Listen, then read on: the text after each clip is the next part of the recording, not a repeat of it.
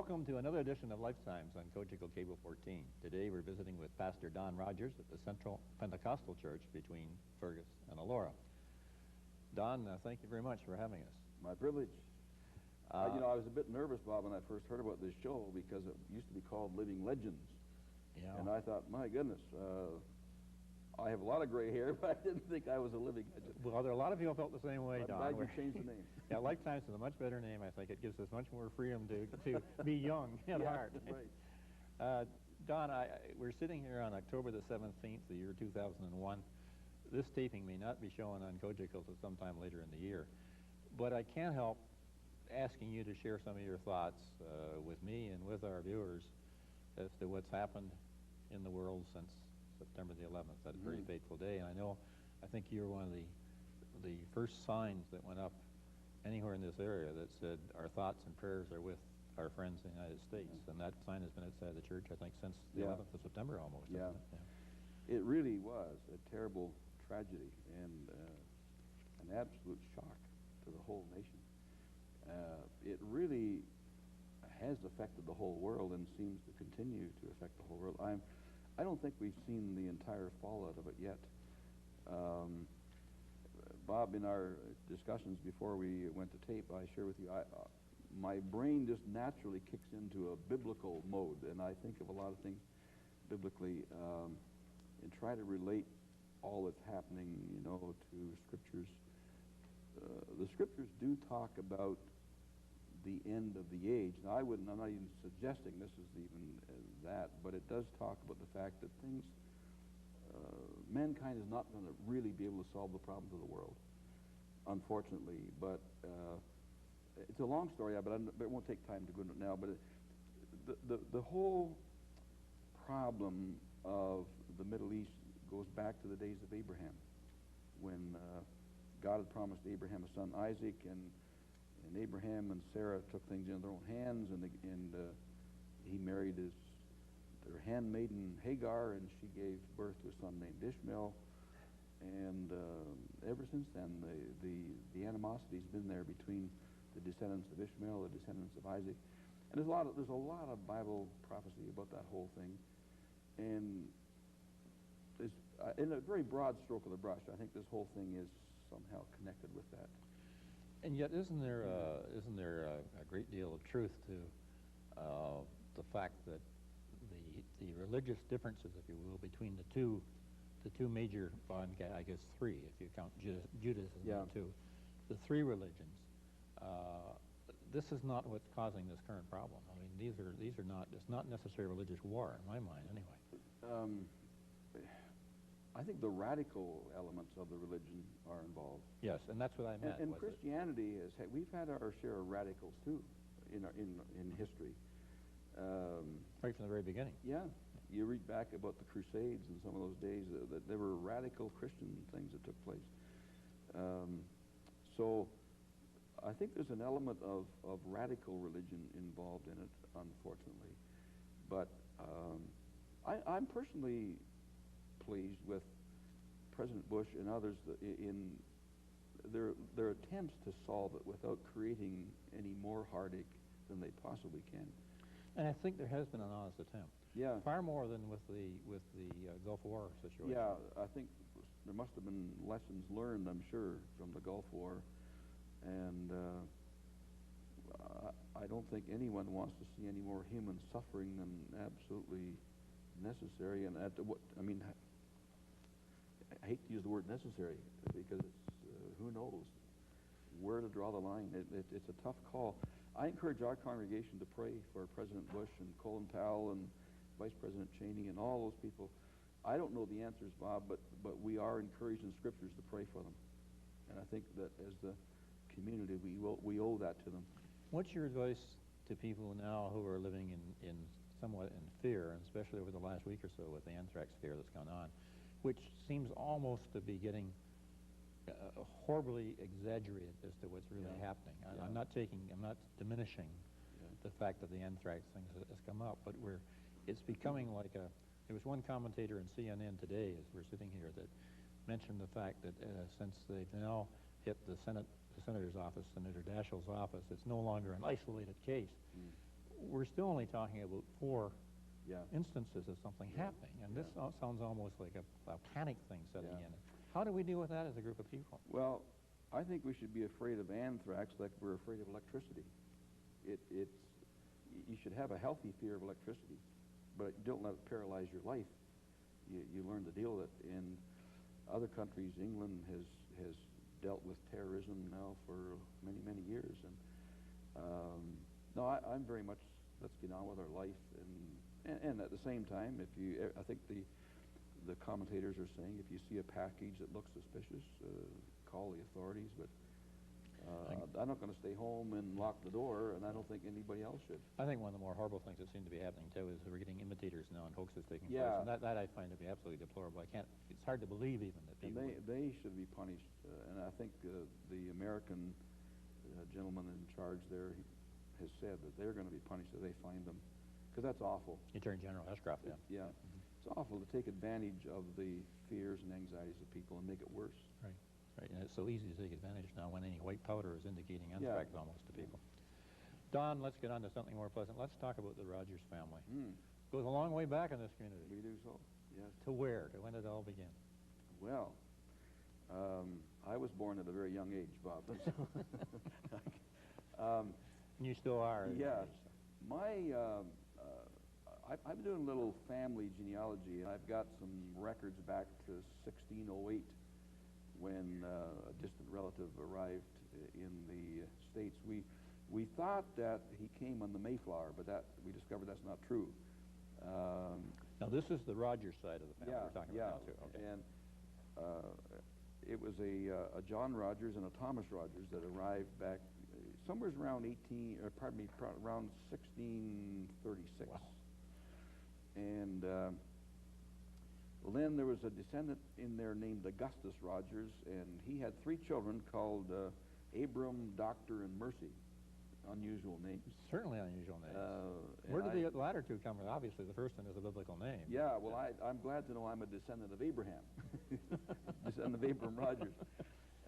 There's a relative of ours living in Simcoe, Ontario, that is a descendant of Dr. Rogers, and he has a whole host of records.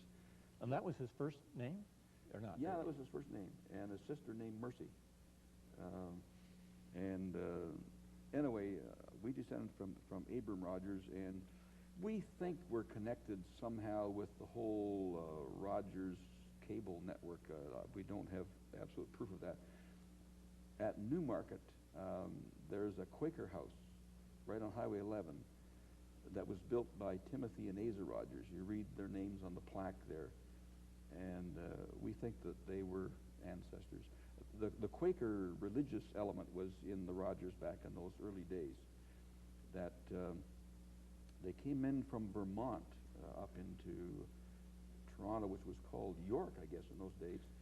This would be before the American Revolution, then, or no, it would be after the. Oh boy, you know, I'm not a good history student, Bob, so you got me there. Okay. And then settled in Newmarket, and then somehow or other, my grandfather, Job Rogers, got out into Saskatchewan. My dad was born in Saskatchewan. I do not know whether it was work that took them out there or what, but he was born in a little place called Fleming, Saskatchewan. We have copies. Fleming near Saskatoon or Regina, or which of the major cities? It's south of Regina, I believe. Right. The 1954 $1 bill had a picture on the back of it of Fleming, Saskatchewan, and it was about all it was there was a grain elevator and a house. I can remember. I think I can remember that grain elevator. It was on those bills for a long time, and, wasn't it? my family swear that was a picture of Fleming, Saskatchewan. So I have a photocopy of it. Anyway, then my grandfather moved back into Ontario and lived in a little village called Hollen, Hollen, outside of Drayton, where the Conestoga Dam now exists. And so my great-grandfather lived up there as well, in Holland. There was a distant cousin of my father's that lived there right up until the time the dam was built. So this to add up now, you have 5 or 6 generations of Rogerses that have lived in this area. Yeah, yeah. And when you consider Drayton to be part of the area. My great-grandfather's name was George Rogers, he's buried in Little Holland Cemetery outside of Drayton there. And then my grandfather's name was Job, who lived in Elora. He owned the house right across from the Elora Arena, a beautiful big house on the corner. Lived there. My grandmother died while he lived there. She died, I think, in 1936, and I was born in 38, so it was before my time. And my earliest recollections of my grandfather, Job, were when he was already losing his memory. He may have had Alzheimer's. It was never diagnosed in those days. But I can remember him, his memory got pretty bad, and he would stand out in the road, right in the middle of the road, and wave his arms and hail down cars. And then he would ask for a ride to Drayton or Holland. And once in a while, he got up there, got into the service station up in Drayton, and he was all confused, and the mechanic discovered that his name was Rogers through talking to him. So he phoned my cousin, whose name was Muriel Waite, and this mechanic remembered that she had been a Rogers. She said, "There's an old man here that says his name is Rogers, and he seems all confused, and says he lives in Drayton or Holland." And Muriel said, "Oh, that'll be my grandfather." So she had to come in off the farm and pick him up and bring him back to Salem. Well, that happened a few times in those days. Another kind of rather humorous story, Bob. He was walking home from Elora to Salem one day, and he got tired and went into a house. There happened to be a bedroom on the main floor. He crawled in bed and went to sleep. And so the family that lived in the house were somewhat new, and the lady, when she found this old man in her bed, she went running across the road to the neighbors, and the neighbor lady came over, and she said, "Oh, that's old Mr. Rogers. He won't hurt you." And they woke him up and sent him home. Do you remember him then, yourself, or not? Oh, I remember him well, but like I say, he never had his full mental faculties in my memory. Right. He was always a bit confused, and that got progressively worse, of course. Right. Now, on your mother's side, this is an interesting story, too. It doesn't go back quite as far. This goes back to about 1912, does it, when she first came to Canada? Yeah. My mother was an orphan in the Bernardo homes in England. My grandfather in England was killed, or pardon me, not killed, but died of some sudden illness, and so my grandmother couldn't afford to keep the children, and they were put into the Bernardo homes. To the best of my knowledge, Bob, there was my mother and two sisters and one brother that were all children of the Bernardo homes. And my mother came to Canada at age 13, along with hundreds of others. This was one of the programs, wasn't it? He originally had established these homes, as I understand it, to look after young children in Britain. Yeah. But eventually decided there was a better life for them in the colonies. And apparently there were homes in Canada offering to give them jobs. And in Australia, too, apparently. So, and some of them were not treated very well. I asked my mother one time if she felt that she was treated well. She said, "Yeah, I never felt I was mistreated." Now, did the three stay together when they came or not? Her sister and No, they sort of found each other after they got here in Canada, as I understand it. Her brother lived in Fort Erie, and her other two sisters did end up living here in Elora. Her sister, Minnie, married Johnson. All the Johnson family connections are my cousins. And her other sister, Nellie, married Bill Tonkin in Fergus. It was Harry Johnson. You know, the reason I'm struggling to remember his name, because I hope the Johnson family don't mind me saying this, but he got nicknamed Satan Johnson. Satan? Yeah. Oh. So all I ever heard my uncle referred to. He must have been very good to be. He must have been a rascal, I don't know. But or the reverse, you know. But he was nicknamed Satan Johnson. And so I was struggling to remember his first name was Harry Johnson. You're certainly keeping Satan out of your mind. Yeah. Anyway, Don. So the Tompkins connection in Fergus and the Johnson connection in Salem were all cousins of ours. So, and those are my mother's two sisters. And then her other brother that lived in Niagara Falls, his name was Jack Pepperell. Like her maiden name was Pepperell. all I remember, my mother used to say 2 P's, 2 R's, and 2 L's in the spelling Pepperell. But did she remember in her later life the coming to Canada? She landed in Quebec, I understand, and then. Yeah, yes, she did. One of my sister-in-laws. Sorry, this is interrupt for a minute. Does she remember anything back in England as to what the home was like? When they were at the Bernardo home? You know, Bob, as strange as it may sound, I never talked to her about that. I wish now I had it. Well, it is a fascinating story, and it's my understanding too that Bernardo homes still exist in Britain and here in Canada even. I think there are Bernardo homes. It could be. I think they still exist in England. Yeah. My sister-in-law wrote to Bernardo Holmes to see if there was any information about my mother, and she got quite an article back from Bernardo Holmes with pictures of my mother and her sisters when they were little kids. They looked like little prisoners. They had a little chain around their neck with a sign with a number, and that's how they kept track of them. I can't help but think there's a similarity to what was happening then for different reasons and what happened during the Battle of Britain, and they moved all the children to London. To other parts of England. It was almost the same type of thing, wasn't it? They weren't leaving homes in that sense. There must have been huge numbers of orphans in England, because that's really how the Sunday school movement got started. It was from children were used in labor, I guess, and on Sunday when they had the day off, this man started the Sunday school to give them some education on Sundays. And it developed into what we now call the Sunday school. Yeah. My reading of some information on Bernardo before we talked today, Don, was that he had become an evangelistic Christian.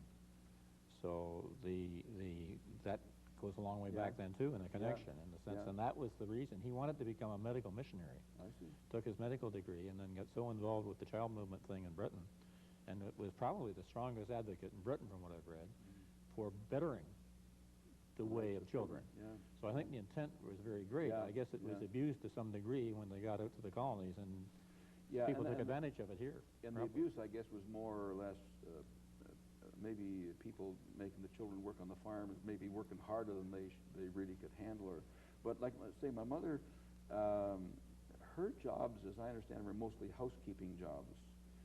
She had a job in the Peterborough area, and I really don't know why they got moved around, whether it was her choice or whether the organization that brought them to Canada did this moving. But she spent some time in Winona, down on the Niagara Peninsula, as a housekeeper, and then eventually came to the Whistler House in Salem as a housekeeper. So for our newcomers in this area, we should say who Whistler is too. This is a descendant of the founder of Salem. Yeah, Sem Whistler was the founder. I remember the old sign. I'm not sure if it's still there. I don't think it is. Up in Salem, it said that Salem was founded in 1845 by Sem Whistler. And must have been his son, perhaps, that my mother worked for in Salem. And it was during those years she met my father. She came to Canada around 1812, 11 or 12 in there somewhere, married my father in 1819. 1919, I'm sorry. 1911. You were aging us too much there. It goes with the gray hair. Anyway, so she would be 19 or 20 years old, I guess, in that range when she married my father. And that was a marriage that lasted for a lot of years, then, didn't it? Yeah. They both lived in their 90s? They were just months away from their 60th anniversary when my father died. He died in October, and their 60th anniversary would have been January. So they came pretty close. Yeah. And had 12 children. 11 lived. They lost a little girl as a baby. And you were the youngest? I'm the youngest, yeah. I was born after my sister died. I think there was 2 more of us, my sister Audrey and myself, that were born after that. And when I understand when I was born, the Pentecostal minister went to visit my mother and dad and said to my mother, what are you going to call him, Mrs. Rogers? Going to call him enough? So that's a great line. That's a new type of birth control. Yeah, there was a lot of big families in those days. Yeah. Well, and your mother's sister then had a large. That's the Johnson family that we referred to again. Johnson's, I'd have to stop and think, but there's got to be 7 or 8 of them, I believe. The Johnsons and the Rogers must have been very prominent in local political circles just because of their voting power in the town of Melora in those days. They say the Johnsons and the Rogers pretty well filled the Salem School. Did they all live in that area too then? Yeah. Of course, there's only the 2 families, isn't there, at that point? You just had a lot of kids going to school. There's a service station in Salem now, right at the main corner, Elmira corner there. Right. Right behind that service station is where my auntie, we called her Auntie Minnie Johnson family lived. A small little house, and they raised their family there. And I was born and raised in the first 5 years of my life in a house right behind De Boer's farm implement place. I was born there. In fact, I think several of our children were born there. Some of them were born in Elora. I discovered that my parents lived back that little road beside the Walser factory. Right. Back in there somewhere, some of the children were born. They were all born at home. And your mother's sister acted as midwife, Yeah, did she from not? what I understand, my Auntie Min acted as midwife for a lot of the children. And apparently when I was born, that was the case. I'm one of those blessed people, Bob. I've never been in the hospital, and I always say I wasn't even born there. That's a blessing, isn't it? Yeah. So, and growing up must have been an interesting experience, being youngest in the family in particular, with 11 others. Yeah. Overseeing you, if you will, at all times. One of my earliest memories, like your memory kicks in when you're 3, 4 years of age. We moved when I was 5 years old, so I still have some memories of the old house up behind De Boer's place there. One of my early memories was the war had broken out, and my brother Jack and George had gone overseas. I do not remember them at that age. They were gone. My brother Jim was still at home and apparently lied about his age and joined the Army. I don't know, they had to be 16 or 17 or 18, I'm not sure, but anyway, he got in apparently by lying. And Jim was always kind of a favorite brother, I guess, because he's the one I remembered, you see. So he was in Camp Borden and training, came home for the weekend, and I wanted to sleep with him. I had to be maybe 4 years old, I would think. So my mother opened up the old living room Chesterfield, and I slept with Jim, and woke up in the morning. My brother Lloyd and I woke up in the morning with scarlet fever. And my mother must have known what it was. In those days, you were quarantined for... And with a sign on the door. Yeah. So my mother told Jim, get out of here and go back to Camp Borden. So he took off, and we were quarantined. My dad had to go and stay with my uncle Harold and his wife so he could keep on working. And I remember the old blacksmith in Salem, Oscar Gould was his name. He looked black. I mean, I don't mean he was a white man, but I mean, he wore these old black overalls, and he just looked dirty black all the time because he worked in a blacksmith shop.